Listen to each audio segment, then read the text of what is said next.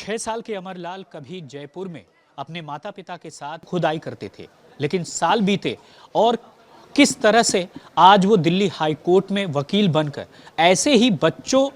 के लिए लड़ रहे हैं। सीधे तौर पर जुड़ेंगे अमरलाल जी से बातचीत करने के लिए। आपका बहुत बहुत स्वागत है। सबसे पहले आप अपने संघर्ष के बारे में बताइए कि आखिरकार कैसे आपका ये संघर्ष यहाँ तक पहुँचा। Thank you so much. मेरा नाम अमरलाल है और मेरी उम्र 27 वर्ष है और मैं बाय प्रोफेशन लॉयर हूँ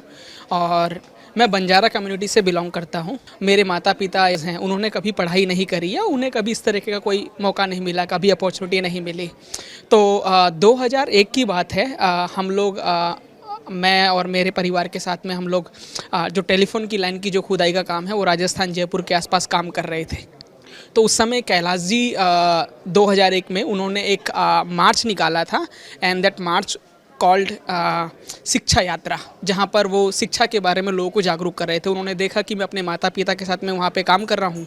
तो वो वहाँ पे आए, उनको समझाया कि आपके बच्चे क्यों काम कर रहे हैं। तो मेरे पिता ने कहा कि ये तो हम लोग बहुत शुरू से कर रहे हैं और हमारा तो ये इसी तरीके का जीवन है और ये कोई नई चीज़ नहीं है। तो उन्होंने कहा कि अगर आप अपने बच्चों को पढ़ा नहीं सकते या उनकी कोई मदद नहीं कर सकते तो हमारा एक रिहेबिलिटेशन सेंटर है जो कि जयपुर में ही बालाश्रम के नाम से है, आप अपने बच्चे को वहाँ भेज दीजिए और हम उनकी जो पढ़ाई है वो कंटिन्यू करेंगे। तब से आपने वहीं पर पढ़ाई की, शिक्षा दीक्षा सारी, और वहाँ से मैंने अपनी पढ़ाई शुरू करी and that was the turning point of my life, और जहाँ से मेरा जीवन की एक नई शुरुआत कह सकते हैं वो शुरू हुई। और अमरलाल जी, आप जैसे बहुत सारे बच्चे हैं और उनकी संख्या भी करोड़ों में है, तो ऐसे में उनके जीवन में किस तरह से आप जैसा बदलाव आए, उसके लिए आप क्या महसूस करते हैं? खासकर कैलाश सत्यार्थी ने एक मुहिम चलाई है करुणा की, तो एक आप जैसे बच्चे के जीवन में करुणा का क्या योगदान है? अगर मैं इस चीज़ के बारे में बात करूं तो हम लोग जिस तरीके से देखते हैं कि कैलाश जी ने आज 40 साल का अगर उनका संघर्ष देखें कि उन्होंने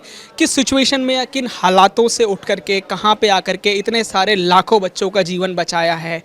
उनको शिक्षित किया है, तो कहीं ना कहीं वो मेरे ऊपर भी उस चीज़ का असर है कि जब मैं बालाश्रम में रहा, उनके साथ में रहा, एज एन परिवार रहा, तो मैंने रियलाइज़ किया कि दुनिया भर में, देश भर में आज भी जब हम यहाँ मैं इंटरव्यू कर रहा हूँ तो देयर आर 160 मिलियन चिल्ड्रन जो कहीं ना किसी तरीके से कहीं ना कहीं काम कर रहे हैं और उनका जीवन संघर्ष में है। और अगर आप इन चीज़ों को बदलना चाहते हैं, इन चीज़ों को सही में करना चाहते हैं कि आप दुनिया में किसी भी तरीके की कोई एजेंसी हो और किसी भी सिस्टम पे आप काम करना चाहते हो, तो सबसे बहुत ज़रूरी ये है कि किसी भी पर्सन के अगेंस्ट, किसी भी बच्चे के या किसी भी आदमी के खिलाफ अगर कुछ भी हो रहा है, क्या वो जो पीड़ा है, क्या वो जो दर्द है, क्या आप उसको उस तरीके से समझ सकते हो जिस तरीके से आप पे हो रही है? अगर आप उस चीज़ को अपने ऊपर समझते हो, उस दर्द को खुद का समझते हो, आई थिंक वही अपने आप में करुणा है और वहीं से आप बदलाव की बात करते हैं। और जिस तरह से अमरलाल ने कहा, और साफ तौर पर जो दर्द दूसरे को हो रहा है वह महसूस करना ही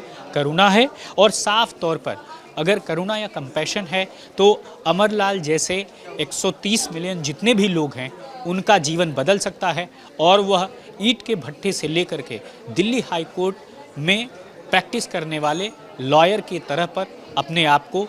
शोकेस कर सकते हैं, बता सकते हैं, और अपने जीवन में न केवल बदलाव ला सकते हैं बल्कि अपने जैसे बहुत सारे बच्चों के जीवन को बदल सकते हैं। नासिर खान के साथ राम किंकर सिंह, आज तक के लिए।